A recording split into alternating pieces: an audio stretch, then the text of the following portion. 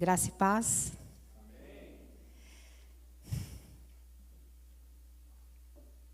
Vamos lá.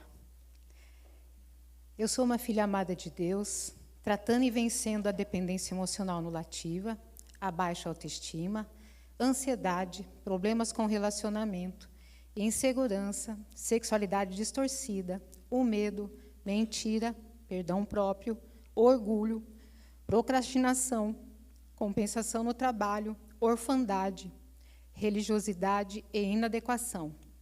Meu nome é Solange.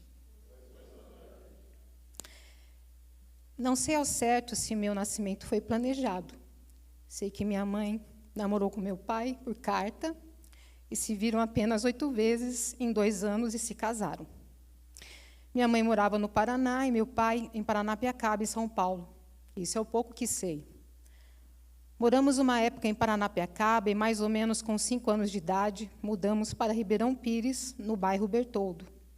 Logo, o local onde meu pai construiu uma casa. Permanecemos nessa casa até a minha idade de 7 anos, mais ou menos. Na maioria das vezes, via nesse relacionamento muitos confrontos, poucas realizações. Sentia sempre um clima tenso e de muita tristeza pairando sobre as nossas cabeças.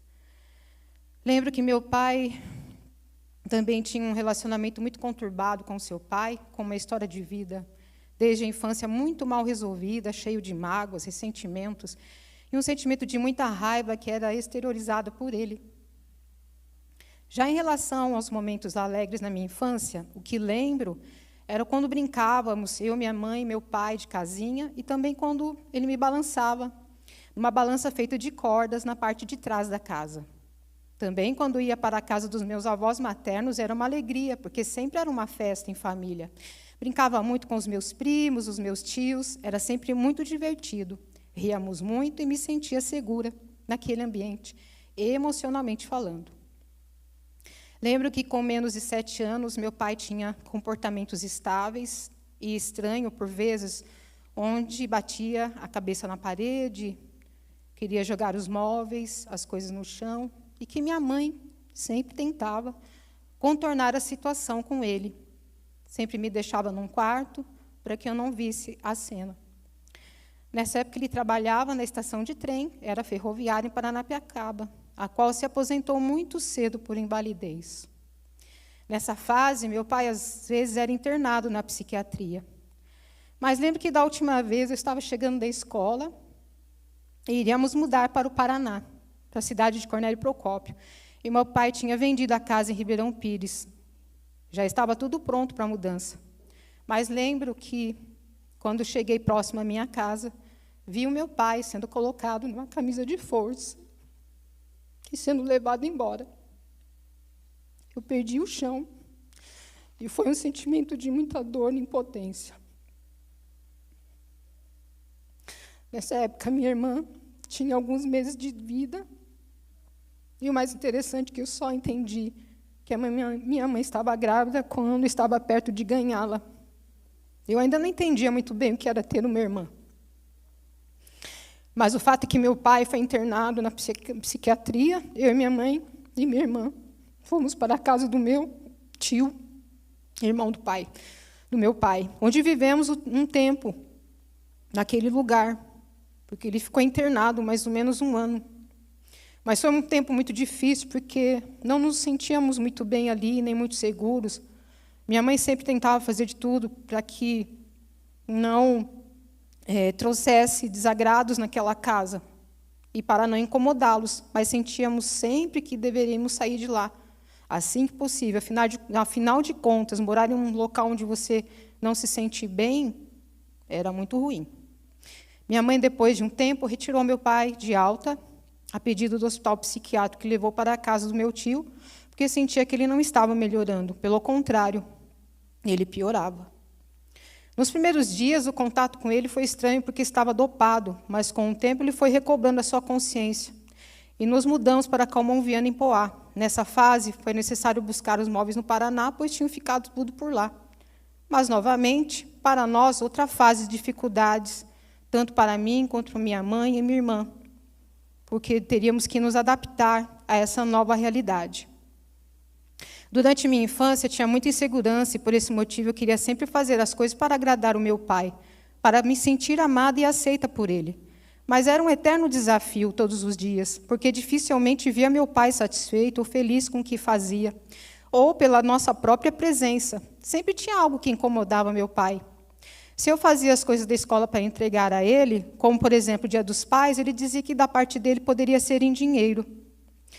Quando trago essa questão para a fase da minha vida adulta, sempre penso que agradar as pessoas ou me sentir amada é sempre oferecendo algo de valor, ou então me anular para ser sempre aceita pelas pessoas.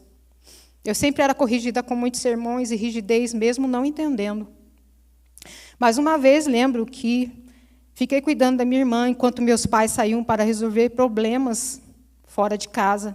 E minha mãe tinha me pedido para lavar o banheiro e cuidar dela ao mesmo tempo. Então, assim que eles saíram, a minha irmã começou a chorar e eu a peguei no colo para tentar acalmá-la. Fiquei um bom tempo até ela parar e, nesse meio tempo, não consegui lavar o banheiro. Meu pai chegou e me perguntou se eu tinha lavado o banheiro. Eu menti. Eu disse que sim, porque não queria falar que minha irmã estava chorando. Então, ele me levou para o banheiro e me mostrou que eu deveria ter falado a verdade para ele. Mas, naquele momento, permaneci na mentira, o que foi um erro da minha parte, assumo. Mas o medo da punição era tão grande que não sabia se falava a verdade ou mentia. Mas deveria ter falado a verdade. Meu pai ficou muito irado, irritado, e pediu para eu tirar a roupa toda. E, tremendo muito, fiquei apenas de calcinha e apanhei de cinta. Contei as cintadas. Foram no decorrer de 12, até eu chegar ao banheiro e conseguir me trancar. Então, me senti muito mal, além de tudo, porque menti, deixei meu pai triste, abatido.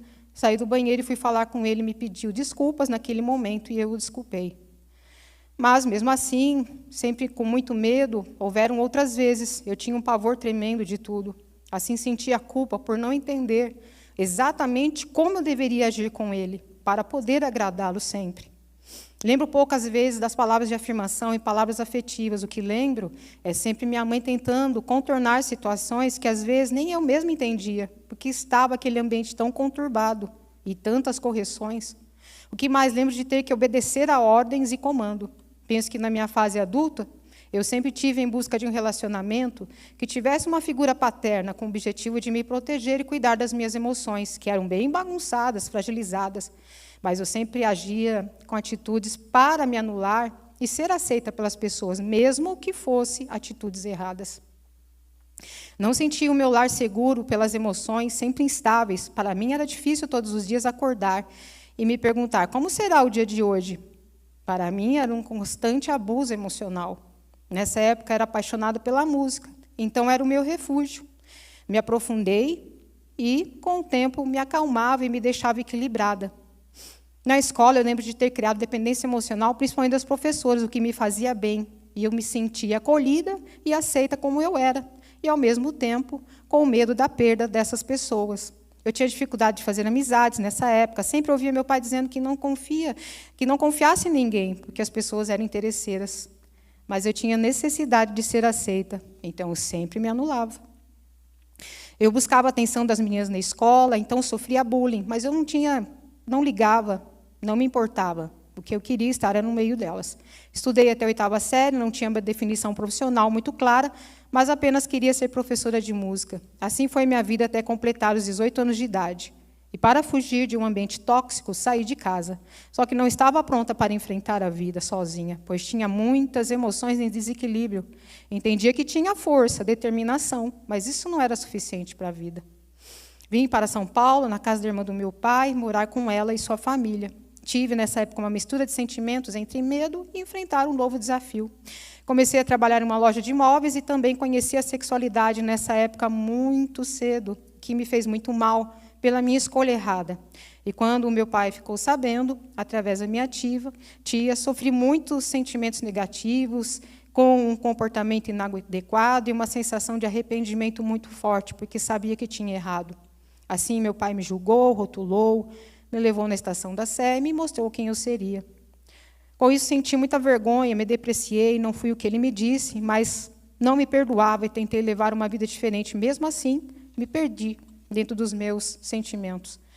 Nessa época, eu entendi que minha vida dependia de mim mesma. Aprendi que precisava ser uma mulher forte, determinada, enfrentar as dificuldades de peito aberto, não importa o que fosse, porque sabia que estava sozinha. Aprendi a ser orgulhosa e não pedir ajuda para as pessoas. E se eu fizesse algo que machucasse alguém, merecia a punição e castigo e nada mais. Comecei a fazer o curso de auxiliar de enfermagem, onde me identifiquei com a profissão, e depois de um mês estava empregada trabalhando na área. E assim fiquei durante 34 anos na profissão por amor, porque sabia que tinha feito a coisa certa na minha vida, pelo menos essa vez. Nessa época, conheci meu primeiro marido, o pai dos meus filhos, Thaís e Wagner. Depois de 15 anos de relacionamento, nos separamos. Nesse tempo, um dos melhores momentos da minha vida foi o nascimento dos meus filhos, com certeza. Uma sensação de realização que poderia ser diferente para mim e para a vida deles. Mas, durante todo o casamento, tinha muitas discussões e brigas, e parecia não ter mais conserto aquele relacionamento. E assim ocorreu a separação. Meu marido estava apaixonado por uma outra pessoa, que era também da área da enfermagem. E aí, eu já desconfiada que eles tinham alguma coisa, nos separamos. Enfim, criei meus filhos trabalhando no hospital, e já nessa época era enfermeira formada, pois tinha conseguido fazer a faculdade de enfermagem, com muitas dificuldades, porque era mãe, trabalhava fora, esposa, e minha mãe me ajudou a cuidar dos meus filhos, e assim concretizei um sonho em minha vida. Conheci meu segundo marido através da minha filha, e tomei a decisão de ficar com ele por impulso. Minha filha o aceitava, e isso facilitaria o fato de eu não ficar sozinha. Nessa fase, eu tinha muito medo de arrumar uma pessoa que fizesse mal a ela. E, por fim, tomei mais uma decisão errada. Permaneci durante 9 anos com meu segundo marido, mas num relacionamento a qual parecia ser a mãe dele, ou sempre precisava protegê-lo, porque era sempre muito imaturo, então me via mais uma vez no papel de homem e de mulher da casa. Mas fui levando dessa maneira. Nesse meio tempo conheci a Cristo, me converti, mas na verdade a conversão não aconteceu, porque eu vivi uma religiosidade, porque eu ainda tinha muito orgulho próprio, fazia as coisas pela força do meu próprio braço, eu não descansava no Senhor, não era humilde o suficiente para pedir ajuda, e assim eu desobedeci a Deus, desviei do seu caminho, traí, feri muitas pessoas, e precisei reparar todos esses erros através do perdão. Mas, mesmo assim, buscando a reparação com as pessoas, a questão ainda me doía muito, porque eu não me perdoava e não me sentia merecedora da vida, e eu não entendia os meus próprios sentimentos, o que me levava a ser quem eu era, e ainda me sentia desprezível. Pedi para morrer muitas vezes, pedi para Deus levar a minha vida, porque eu não era digna de ser filha dele, e muito menos de estar aqui. Eu me consumia em meus pensamentos, nas minhas emoções, mais uma vez, e sempre me afundando. Quando eu e Luciano assumimos o relacionamento, Deus ministrou em minha vida que eu precisava voltar para a igreja e tratar tudo o que havia ocorrido com as pessoas que magoei e feri. E assim Deus também poderia me perdoar. Naquela época, eu e o Luciano procuramos o pastor Piva para tratar a nossa situação, e assim iniciou o processo de cura das nossas vidas. Mas, sempre, não ainda conseguindo me perdoar. Quando aconteceu os 30 semanas, eu tinha um sentimento de inadequação e não tinha perspectiva de vida. E assim, nessa mesma época, eu já não tinha mais os meus 2 filhos comigo, porque eles já tinham se casado. Veio junto a síndrome do ninho vazio. E aí, reforçou a questão da dependência emocional e a falta de perdão próprio. Mas entendi que Deus estava fazendo algo diferente em minha vida quando eu vim para o 30 semanas, conforme foram passando os dias em relação às minhas emoções. Ele me perdoou, apesar de não merecer, e os reparos foram feitos conforme aprendi aqui no 30 semanas. Ainda estou no processo de cura, mas uma coisa importante devo dizer: Deus mudou o meu caráter, mudou a minha identidade. E o Espírito Santo tem me ajudado a vencer cada etapa.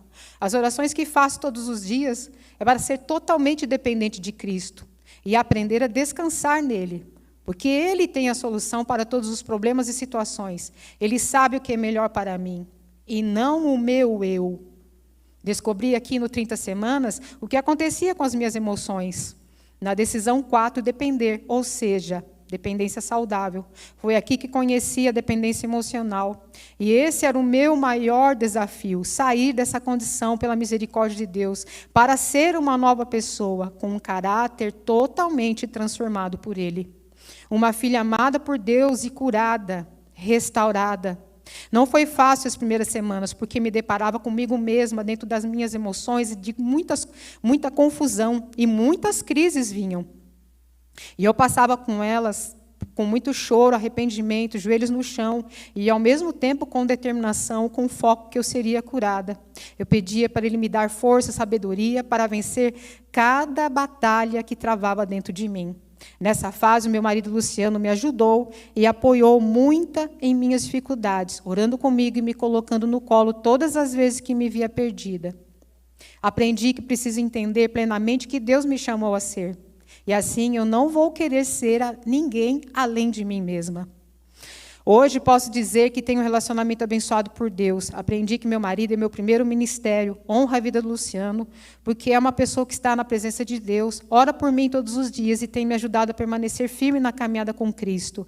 É um marido amoroso que faz de tudo para me agradar e me sentir amado. Aprendemos um com o outro a buscar a Cristo juntos e sermos dependentes totalmente dele, independente das dificuldades. Deus me restituiu de volta o que havia perdido pelo caminho, e aos poucos estou devolvendo a Ele o que tem mais de precioso em mim, que é o meu compromisso com Ele e a obediência total. Essa é uma oportunidade que eu não posso mais desperdiçar. Por isso, hoje, também louvo a Deus pela vida da minha confidente Vera, que por muitas vezes me ouviu, sem me julgar, e orou pela minha vida, me apoiando nos meus momentos mais difíceis. Pela vida do Edinho, da Edileuza, do pastor Piva, que nos acompanham até hoje, e por nos acolherem quando precisamos e continuar investindo em nossas vidas. Em Jeremias 29:11 diz: porque eu sou que conheço os planos que tenho para você, diz o Senhor, planos de fazer prosperar e não de lhe causar dano, plano de dar-lhe esperança e um futuro. Esse hoje é o meu pensamento com o Senhor. Obrigada pelo silêncio de vocês. Sou uma filha amada de Deus, vencendo o luto, a solidão e a decepção. Meu nome é Mauriceia. Hoje, nós estamos aí na apostila de espiral, na página 187. Então, nós vamos aí para a decisão 5, que é obedecer. Obedecer, então, indica o quê? Uma decisão. Eu decido obedecer ou não obedecer, né? Então, mas aqui nós temos o obedecer. E diz aqui: quem tem os meus mandamentos e lhes obedece, esse é o que me ama. Aquele que me ama será amado por meu Pai, e eu também o amarei e me revelarei a ele. João 14:21. Então, a obediência aqui vem já através da Bíblia, para que nós possamos entender e escolher. Isso que é o bom, é uma decisão nossa, né? E aí que diz: se vocês me amam, obedecerão aos meus mandamentos. E nós estamos falando aqui, então, do que é que eu estou escolhendo, o que é que eu tenho feito com as minhas escolhas. E aí diz,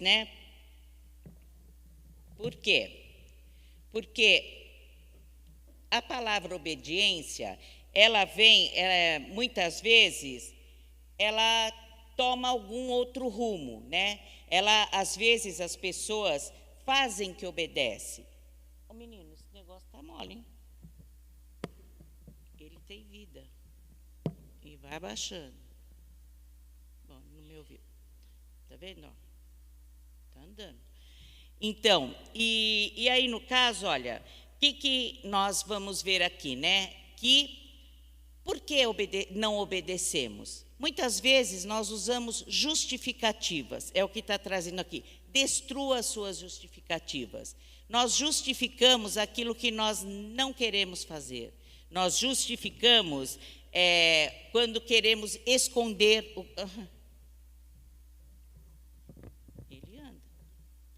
Quando queremos esconder coisas que nós não queremos que as pessoas vejam. Então, nós usamos sempre justificativas.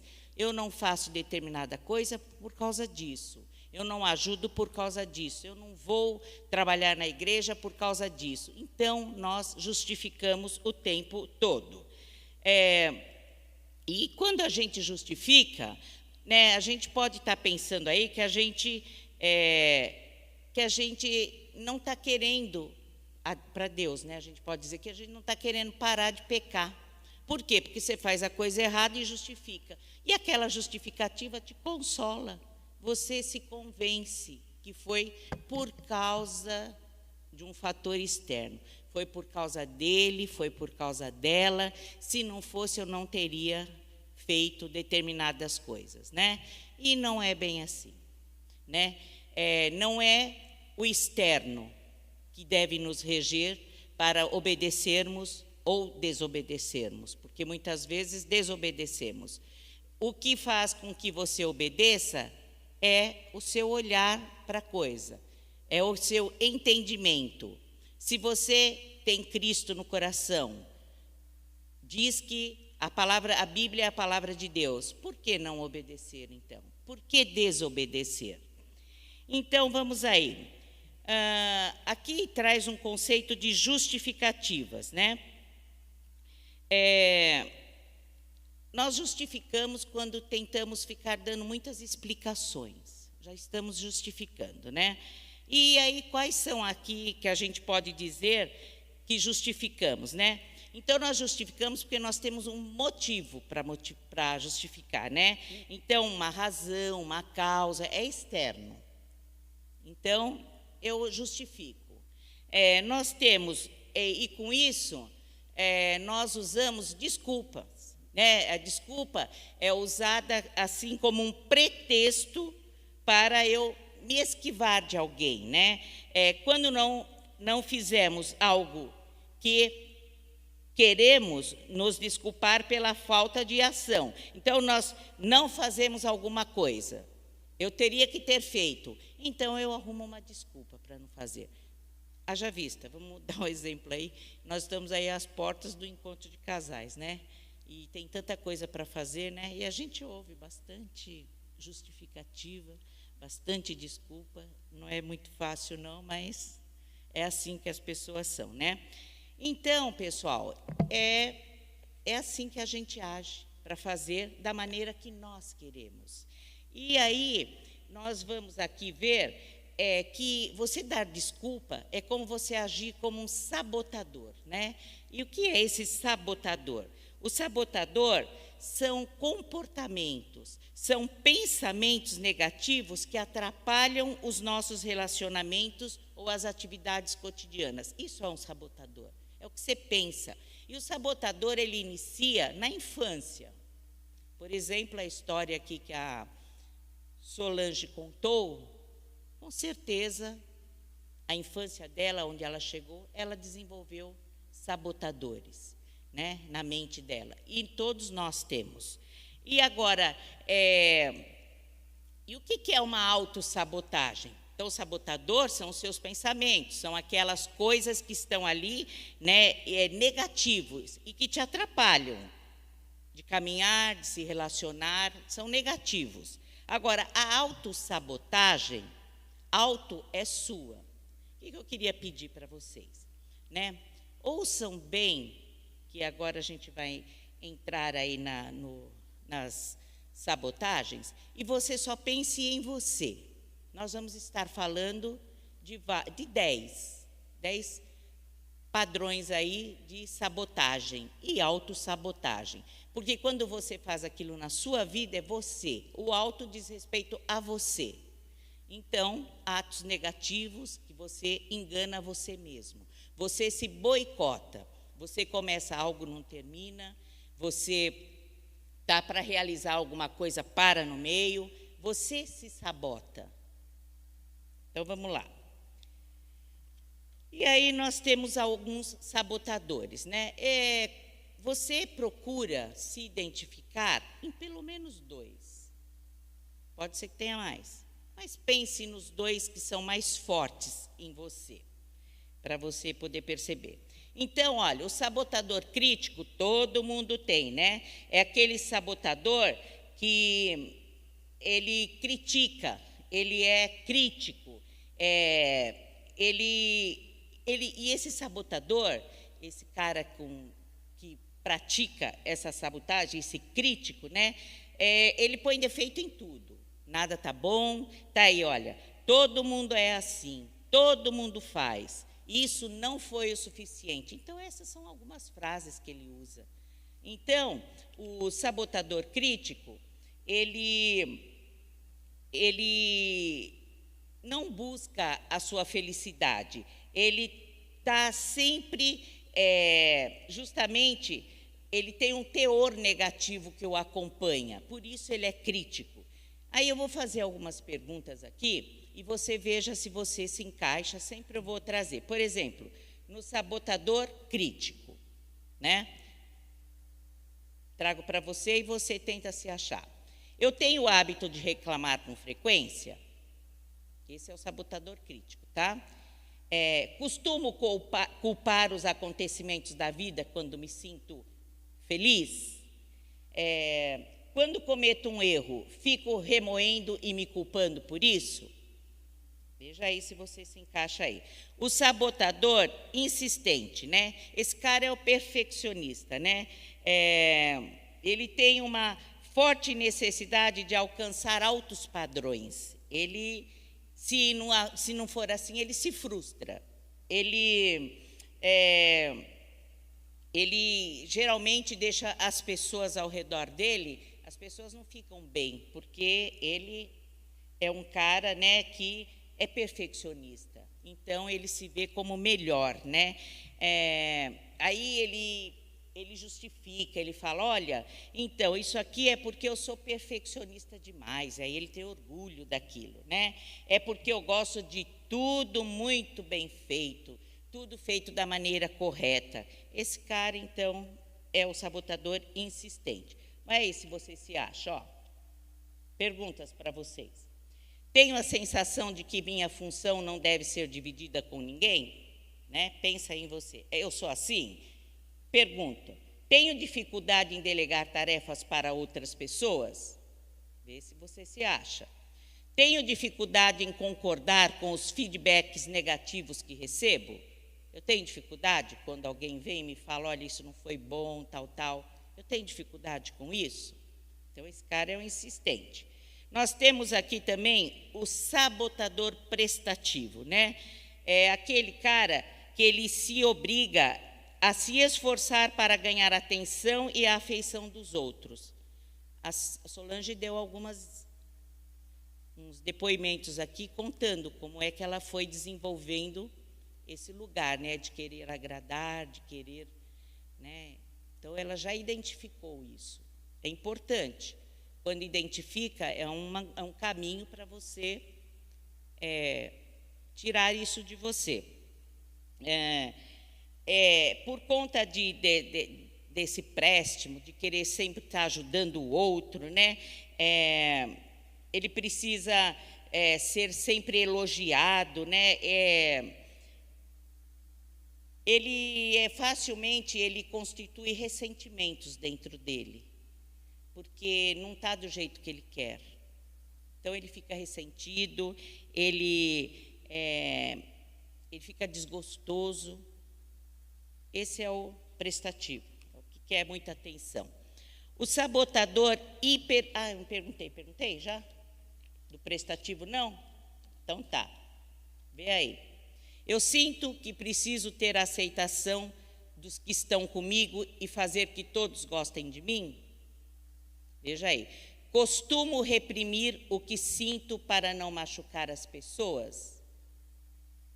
Costumo pedir desculpas o tempo todo, mesmo sem necessidade? Fico triste quando meu líder não me reconhece, mas não falo sobre isso para ninguém? Então, esse é o prestativo. Vai se achando aí. Aí vem o sabotador hiperrealizador, né? Esse cara aí, ó, desempenho e as realizações constantes são indispensáveis para ele, né? Ele busca atingir resultados cada vez maiores. Ele abre mão da própria vida dele para mostrar ao outro, né, as realizações dele. Esse cara, ele gosta de ser, ele é competitivo, ele gosta de redes sociais, ele gosta de demonstrar sucesso. Vamos ver aí. Perguntas para vocês. Eu costumo pegar muitos trabalhos de uma vez, mesmo sem ter certeza de que vou conseguir fazer tudo. Vê se você é esse. Sempre saio horas depois do expediente para entregar tudo o que prometi. Vê se você está se achando aí. Percebo que a maioria das minhas conversas com as pessoas são sobre trabalho. Só fala sobre isso. Gosta de conversar sobre isso? Você achou? Vamos lá. Agora vem a vítima. Oh, dia. Oh, nem lembro a frase mais. Oh, céu. Como é que é? Oh, Jesus do céu. Obrigada aí, suas vítimas. Mas é isso, né? Esse é a vítima. A vítima é sofrido. Gente do céu, aquela pessoa que você encontra e fala: oi, fulano, quanto tempo, você está bem? Ah, estou não. Olha, lá em casa não está nada bem. Você acredita? Aconteceu isso, meu pé machucou, eu bati o carro. Você fala: ai, Jesus amado. Aí você se arrepende de perguntar o tudo bem, né? Ele é muito emotivo, ele é dramático, ele é temperamental. E quando ele é criticado, o da vítima aí, ele fica emburrado. E aí ele procura se recolher, já corta o papo, né? E ele está sempre com sentimentos dolorosos, sempre sofrendo, né? Ele está sempre se martirizando. Essa é a vítima. Veja aí vocês. Tenho dificuldade em receber críticas? Ai, meu Deus. Eu não gosto muito, não. Sinto que ninguém me entende? O universo parece que age contra mim para tudo dar errado? Fico com raiva ou tristeza facilmente? É difícil essas pessoas vítimas. Gente do céu, como é difícil lidar. Porque elas estão sempre sendo vítimas, né? O mundo conspira contra elas. Vamos ver aqui, o sabotador hiperracional. Ele é, às vezes, visto como frio, como distante intelectualmente, como arrogante. Ele pensa de forma lógica, racional. Então, ele gosta de sabedoria. Ixi, eu gosto disso. Eu gosto. Sabedoria e entendimento das coisas. Ele gosta de conhecer todo tipo de coisa, as coisas emocionais. Ele é reservado e protege os seus sentimentos, né? Ele não abre muito, não. Ele gosta de pensar de forma lógica. Fiz matemática. Irracional. É isso aí. Esse cara é o hiperracional. Perguntas para vocês. Já parei para prestar atenção nas minhas emoções? Você já parou? Você já refletiu? Olha o que você sente.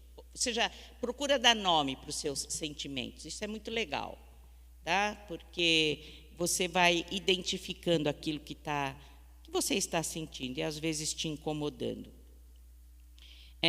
A razão para mim é o mais importante na minha vida. Isso que é a máxima para mim. Eu acredito que não é possível ter amizades no ambiente de trabalho. Ó, só. Aí não sou eu, não. Falar sobre minhas emoções no trabalho é algo irrelevante para mim? Para que eu vou falar, né? Sou boa mesmo. Então, o sabotador agora, hipervigilante.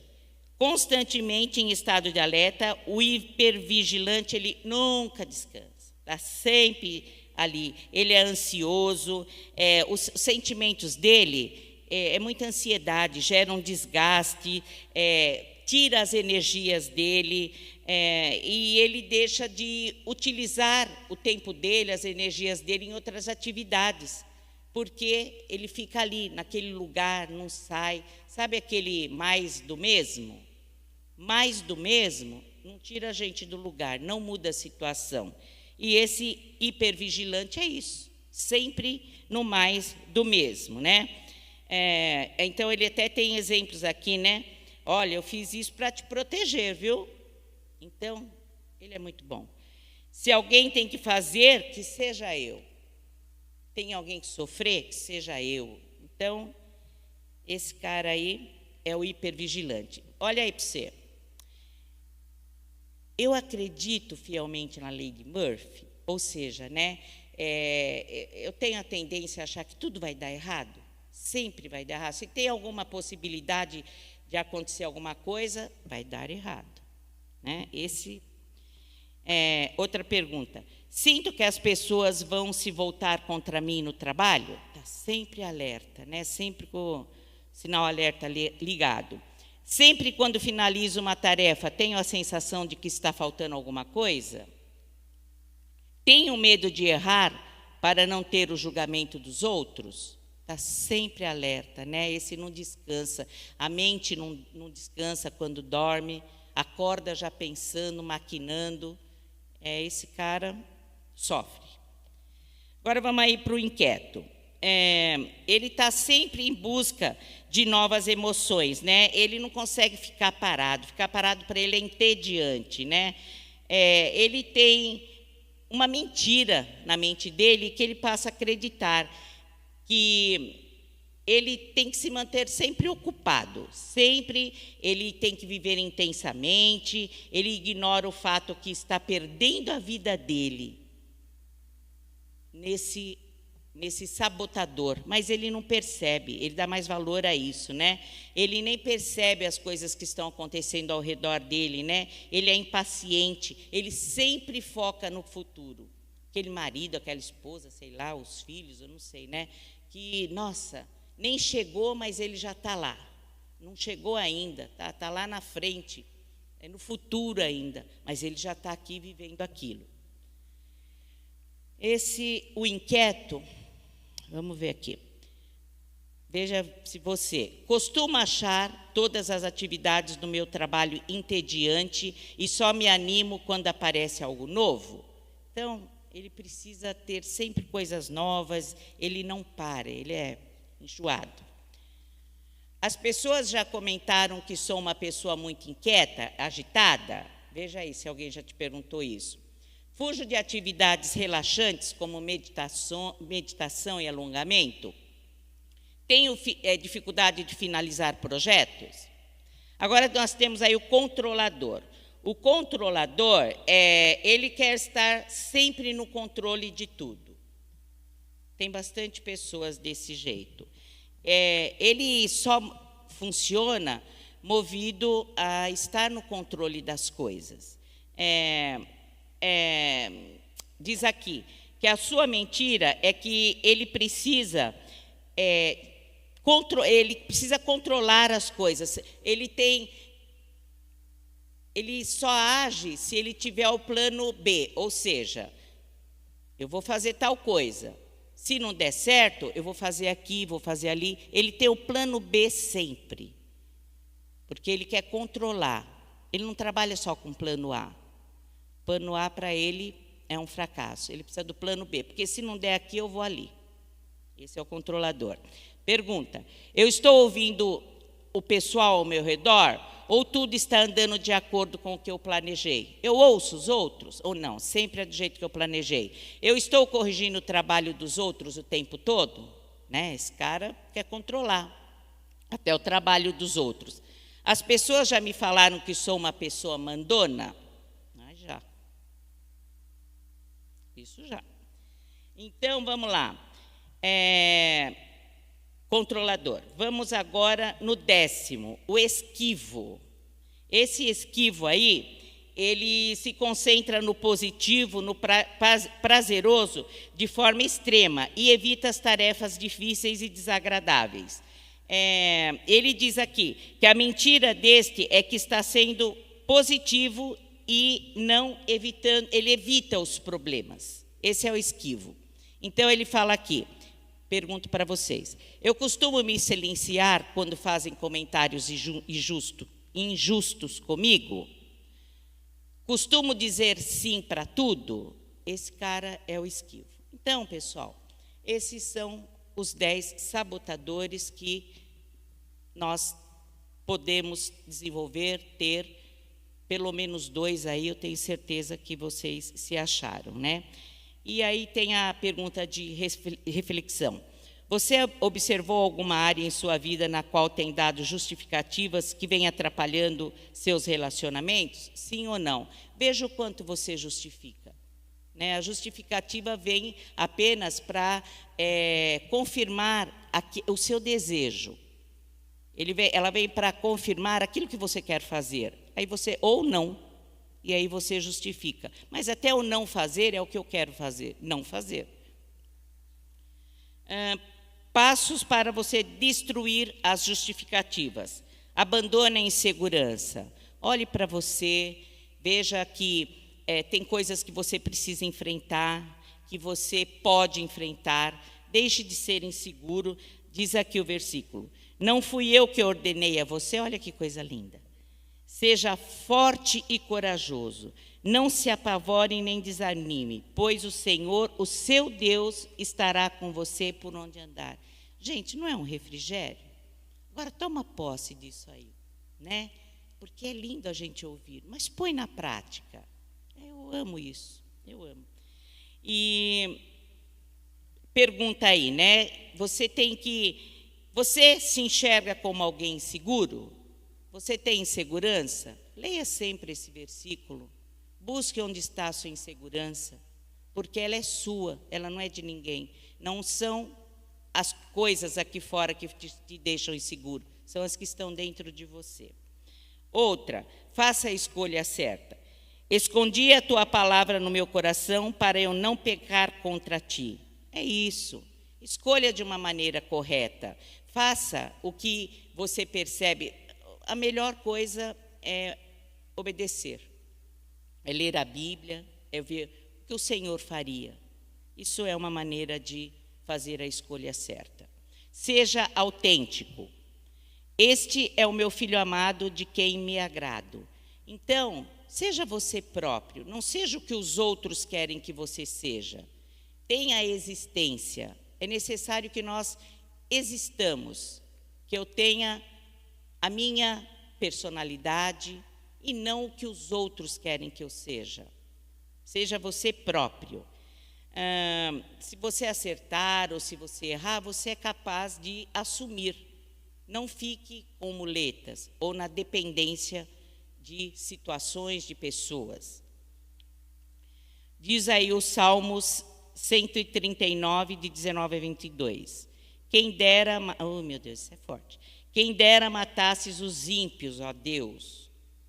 Acaso não odeio os que te odeiam, Senhor, e não detesto os que se revoltam contra ti? Tenho por eles ódio implacável. Parece difícil isso, né? Mas ele foi autêntico. Sabe aquele quando você vai sozinho lá com você e Deus e fala, Senhor, eu odeio aquela pessoa que eu não consigo nem olhar. Né? Aí você fala isso para Deus. Não pode, né? De Deus nada se esconde, Ele conhece o mais profundo do nosso coração. Então a conversa com Ele é clara. Né? E é isso aí, você tem que ser autêntico. Não engane a você próprio, senão você vai viver com justificativas.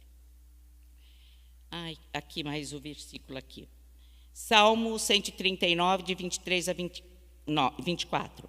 Sonda-me, ó Deus, e conhece meu coração. Prova-me e conhece as minhas inquietações. Vê se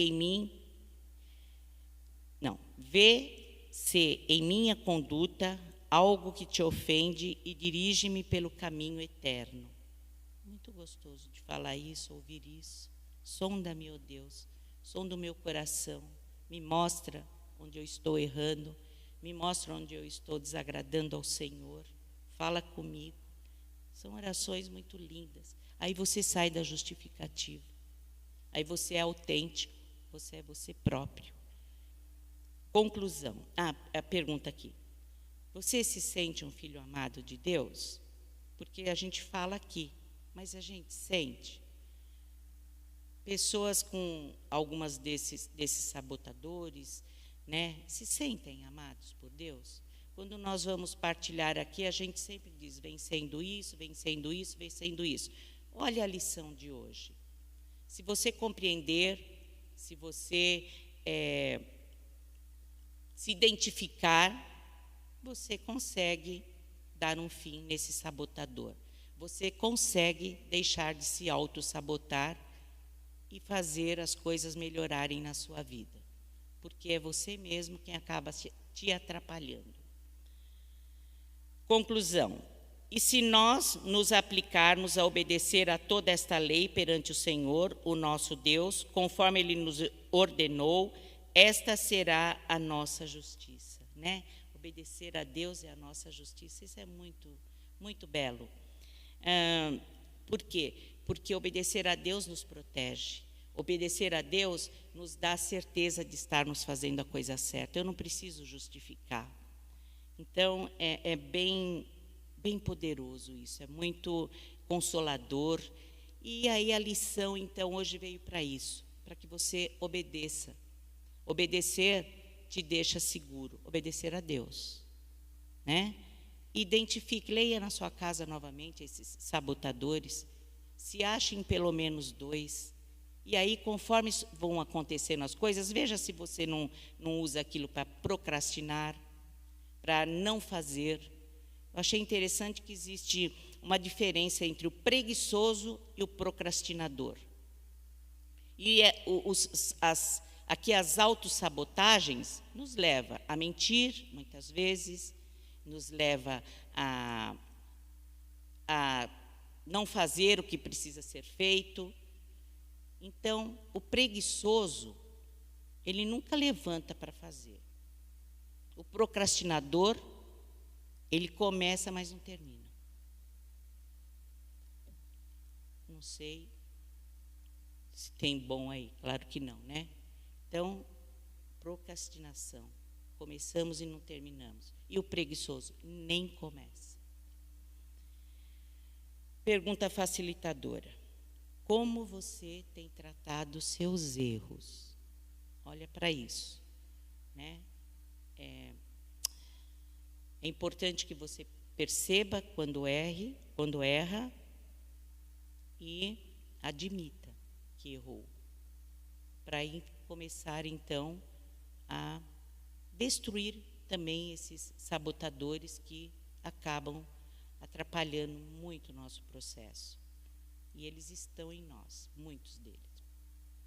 Obrigada pelo silêncio de vocês.